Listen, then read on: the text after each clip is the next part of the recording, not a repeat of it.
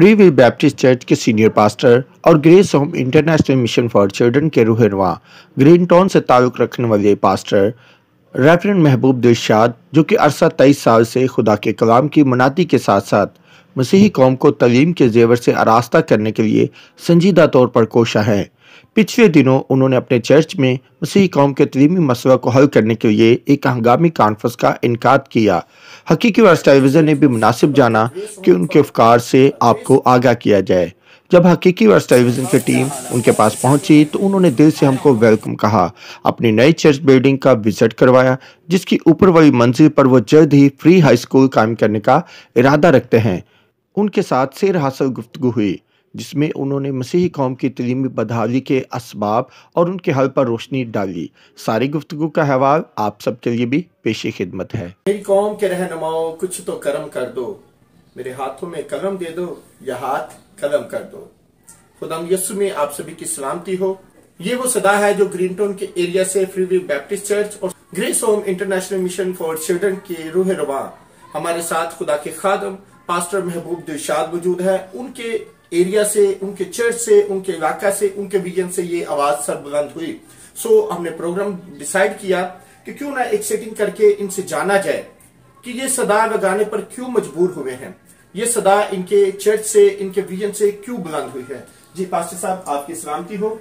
आपकी भी सलामती हो। हकीकी वर्स टेलीविजन की जानिब से हम आपको खुशामदीद कहते हैं आज की इस नशिस्त में, और आपके शुक्रगुजार हैं कि आज आपने हमें यहाँ पे मदऊ किया है।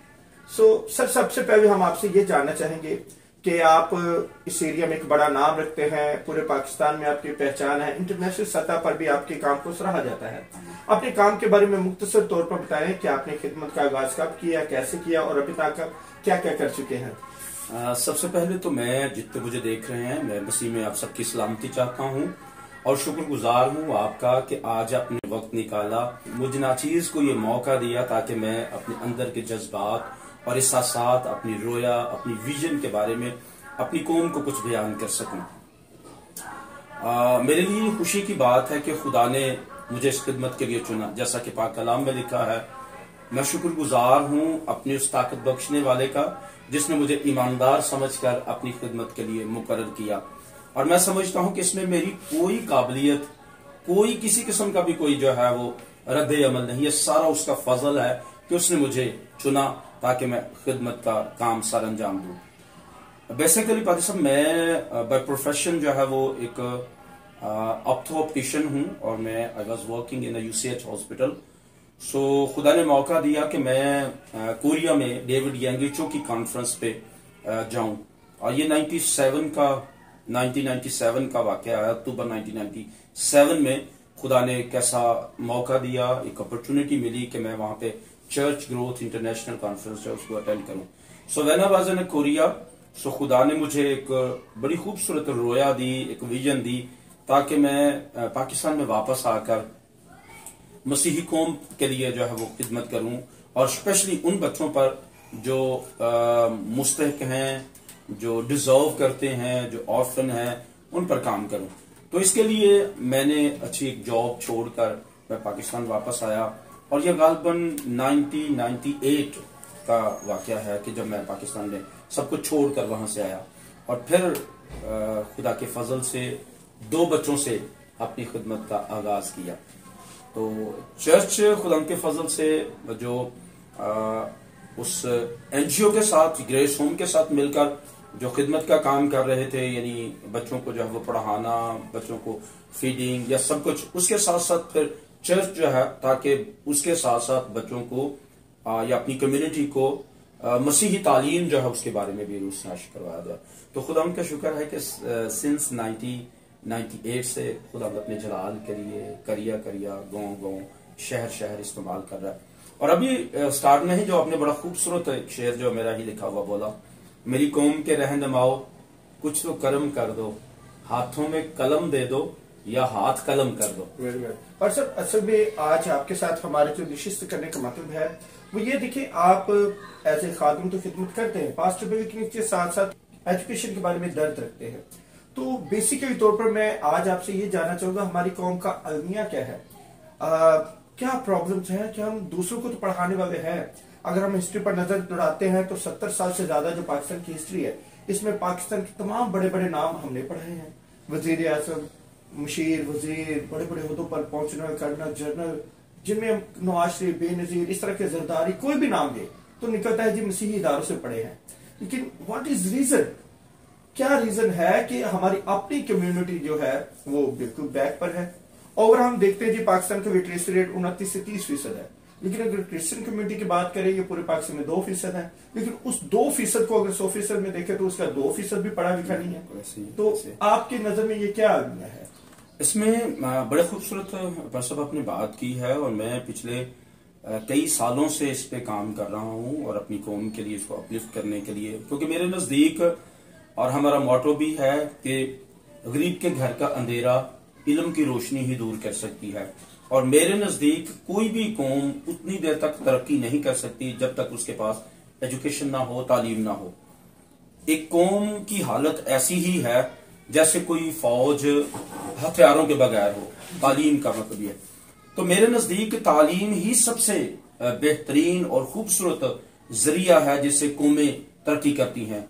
कौमों की तकदीर खूबसूरत ख्वाबों से नहीं बल्कि जदोजहद से बनती है, और जदोजहद की बुनियाद जो है आसार और कुर्बानी हुआ करते हैं।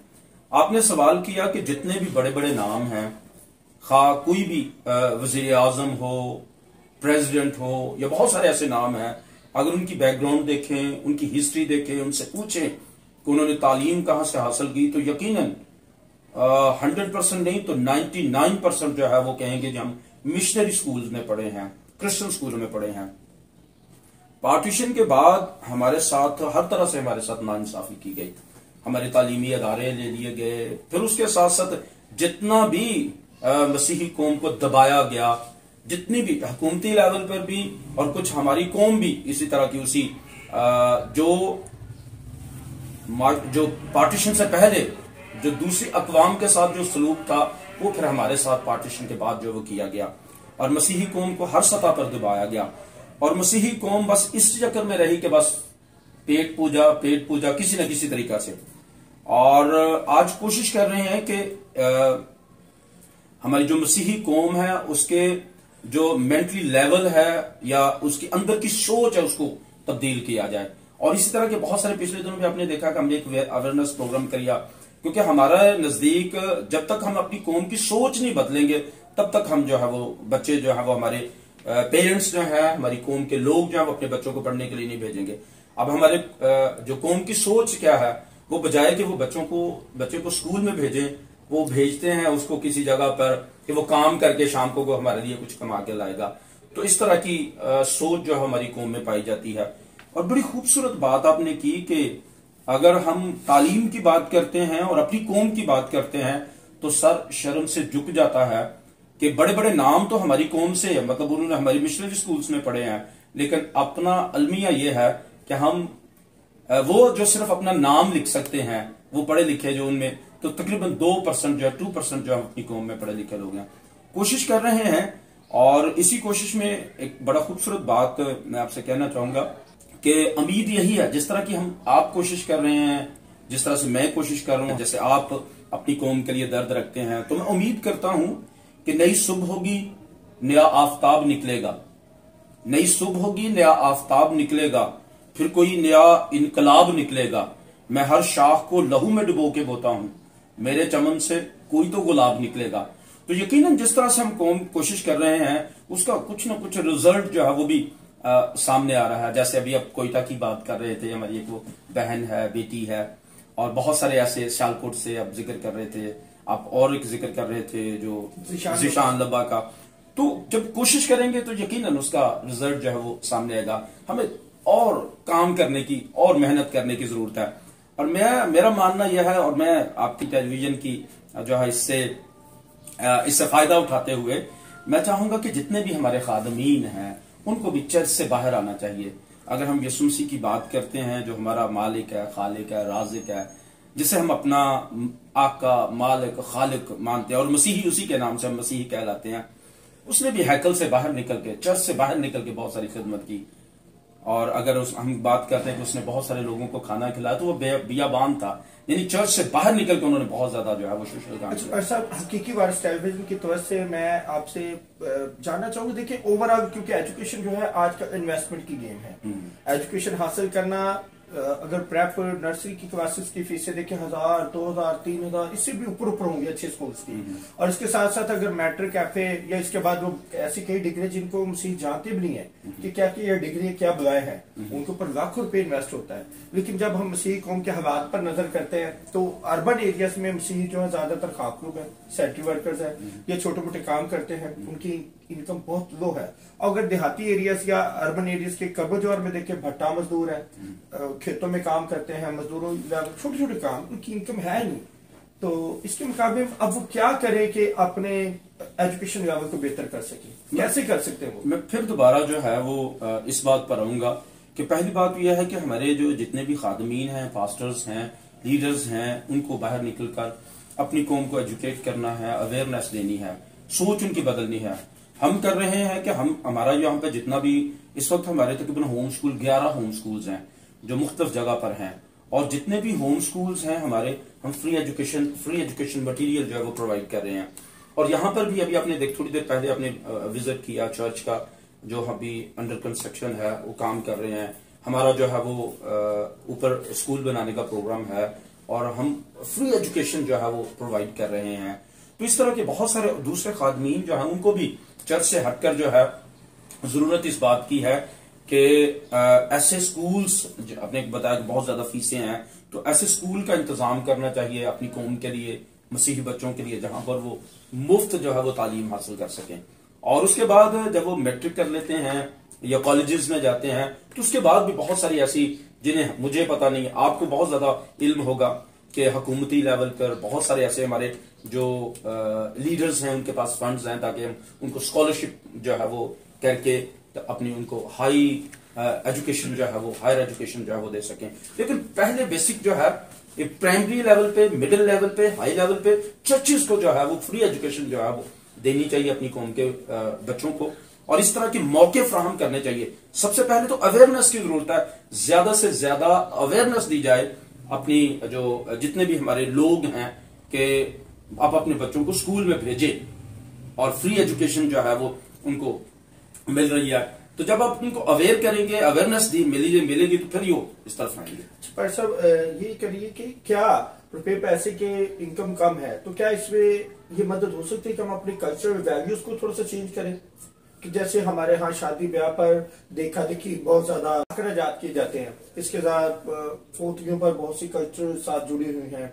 या एक और चीज है कि शहरों में रहने वाले लोग अक्सर क्योंकि छोटे घरों में रह रहे हैं तो वो ज्यादातर ना नए प्लाट खरीदने के चक्कर में रहते हैं कि हम ना किराए पे ना रहे, बल्कि अपनी जगह बनाओ, उसमें 10-10, 20-20 साल वो किस्तें उतारते रहते हैं। तो इस तरह से उनका पैसा तो सर उधर लग जाता है। तो क्या इसमें कुछ चेंजिंग करने की गुंजाइश है? बहुत जबरदस्त बात की है। मेरा दिल ना यकीन मानिएगा दुख से भरा हुआ है जब मैं बहुत सारे अपने मसीहियों को देखता हूँ। मैंने पिछले 22 साल से खिदमत कर रहा हूँ और मैंने बहुत सारे इलाकों में खिदमत की है, और दुख होता है जब हमारे मसीही कौम जो है पहली के बाद वो आ रहा है, पठान आ रहा है फलां किस्त लेने के लिए, फिर वो फलां किस्त लेने के लिए, फिर वो फलां वाले आ गए, यानी एक कर्जा उतारने के लिए फिर हम और कर्जा ले लेते हैं और सारी जिंदगी फिर हम जो है वो इसी तरह का चक्कर में रहते हैं, कर्जे उतारते रहते हैं, उसकी किस्त दे, उसकी किस्त दे। तो मेरी हमेशा यही कोशिश है, मैं अपने चर्च के प्लेटफॉर्म से कोशिश मेरी यही है कि कलीसिया को जो है अवेयरनेस दी जाए, उनको एजुकेट किया जाए कि खुदारा कर्जा उतारने के लिए कर्ज ना लें। आप अगर सारे लोग काम करते हैं तो कफायत शारी, थोड़ा अपना मैंने जितनी चद्दर है उतना पाँव फैलाएं। जैसे आपने कहा कि शादी ब्याह में और फिर हमारी जो कोई अजीज रिश्तेदार जो इस दुनिया से चला जाता है उसका वो तीसरा, साता, चालिया, इतने ज्यादा पैसे हम लगा देते हैं कि हमारी नाक नहीं रहती। नाक बचाते बचाते जो है वो हम अपने आप को जो है वो कटवा बैठते हैं। तो मैं आज आपके बड़ा खूबसूरत मौका, बड़ा जबरदस्त प्लेटफॉर्म है और बहुत सारे लोग इस वक्त मुझे देख रहे हैं। मेरी गुजारिश है अपनी कौम से, अपने रहनुमाओं से, कि आप खास तौर पे मेरी गुजारिश है उन लोगों से जो इस कर्जे की लानत में जो है वो लथपथ हैं कि खुदारा जो हो गया सो हो गया, नेक्स्ट जो है वो कर्जा उतारने के लिए कर्ज ना लें। आप चर्चिस के साथ राबता करें, मुझे यहाँ पे बड़ी जबरदस्त एक एग्जाम्पल याद आती है। वो दूसरे सलातीन 4 बाब में एक बेवा जो है वो अलीशा के पास आकर उसने अपना सारा दर्द बयान किया कि कर्ज खाया कि मेरे दोनों को बच्चों को ले जाए। यानी उसने अपनी दर्द भरी दास्तान जो है वो खुदा के खादम के साथ शेयर की और उसने उसको जबरदस्त एक मशवरा दिया और खुदा की उसकी रहनुमाई की। तो मैं समझता हूं कि आज भी अपने खादमीन के पास जाएं, अपने चर्चेज में जाएं, उनके साथ शेयर करें, उनके साथ बैठकर मामला जो है वो डिस्कस करें और फिर पास्टर साहबान भी उनको पाकों की रहनुमाई से इस तरह से गाइड करें ताकि जो है वो सोच को बदला जाए। हालात को बदलने के लिए सोच को बदलना पड़ेगा और जब तक हमारी सोच नहीं बदलती तब तक हमारे हालात नहीं बदल पाते। जी बहुत शुक्रिया। हमारे साथ मौजूद हैं पास्टर महबूब दिलशाद साहब जो कि grace home international mission for children के रूह है पाकिस्तान में। इनकी बड़ी खिदमत है और खास तौर पर एजुकेशन के लिए बड़ा दर्द रखते हैं। पिछले दिनों इन्होंने अपने चर्च में एक सेमिनार का इनकाद किया, इलाके के मौजूदीन को बुलाया, उनके साथ गुफ्तगू शुनीद की कि क्या करें कि हम अपने इलाके में रिवाइवल ला सके और रूहानी बेदारी के साथ साथ जो दुनियावी तालीम है इसकी तरफ कैसे बढ़ सके। सो वहीं से हमने तहरीक पकड़ी ताकि हकीकी वर्स टेलीविजन के जरिए से ऐसी जबरदस्त सोच रखने वाले जो अफराद हैं उनकी सोच आप तक पहुंचाई जाए। सो आज की हमारी जो गुफ्तगू है उसका खुलासा ये निकला कि हमें आगे बढ़ना होगा। खुदा ने आज तक उस कौम की हालत नहीं बदली जिसे अपनी हालत के बदलने का खुद ख्याल ना हो। पास्टर साहब ने रोशनी बड़ी खूबसूरती से डाली कि हमें चेंज लाना होगा। जैसे मुख्तलिफ नारे आप सुनते हैं, कहा जाता है आधी रोटी खाएं पर बच्चे पढ़ाएं। अपनी जो कल्चरल वैल्यूज है अपनी हैसियत से आगे बढ़कर ना करें। ठीक है, दुनिया के पास जिनके पास है वो करते हैं, लेकिन अगर आप माली हालात में कमजोर हैं तो आज अपने बच्चों पर इन्वेस्ट कर दें। इन्वेस्टमेंट का दौर है। अगर आप बच्चों के एजुकेशन पे खर्च करेंगे तो वही बच्चे जो फैक्ट्रियों में जाकर 5,000, 7,000, 10,000 मंथली कमा के 2 सालों में 4 सालों में बामुश्किल 1 लाख रुपए कमाते हैं, अगर आप उन पे इन्वेस्ट करेंगे तो आप देखेंगे कि उनके ऊपर मैट्रिक के बाद खासतौर पर अगर वो ग्रेजुएशन करते हैं तो उसके बाद आप खुद देखेंगे कि वो लाखों रुपया कमाने के काबिल हो जाएंगे और फिर आपको किस्तों पर घर लेने की बजाय नकल लेने के भी काबिल हो सकेंगे। सो आज की हमारी गुफ्तगू बहुत खूबसूरत रही। हम पास्टर साहब आपके बहुत शुक्रगुजार हैं। कुछ और ऐड करना चाहिए? So much. मैं एक बात करना चाहूंगा कि जिस तरह से मेहनत कर रहे हैं, जिस तरह से तगोदो कर रहे हैं, उम्मीद करता हूं नगर नगर आबाद करेंगे, करिया करिया शाद करेंगे। एक दिन जब हम सो जाएंगे लोग हमें फिर याद करेंगे।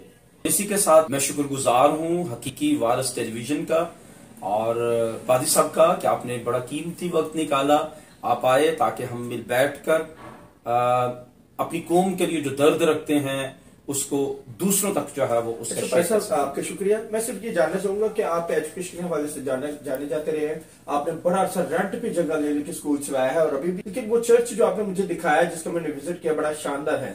ऊपर के पोर्शन पर अभी तक मैंने बड़े बड़े सरिये बाहर देखे, वहां पर आपका क्या प्लान है? एक्चुअल फिर वही बात है, मैं चर्च से ज्यादा जो है वो मेरा वही है कि हम बच्चों को एजुकेट करें और चर्च के ऊपर जो है ऊपर वाली बिल्डिंग जो है वो हम उसको जो है वो स्कूल बनाना चाह रहे हैं। बाहर तो हमारे बहुत सारे, जैसे मैंने आपको बताया, हमारे 11 होम स्कूल्स हैं जहां पर हम बच्चों को, इस वक्त हमारे पास 747 बच्चे हैं जो फ्री एजुकेशन हम दे रहे हैं और पढ़ रहे हैं।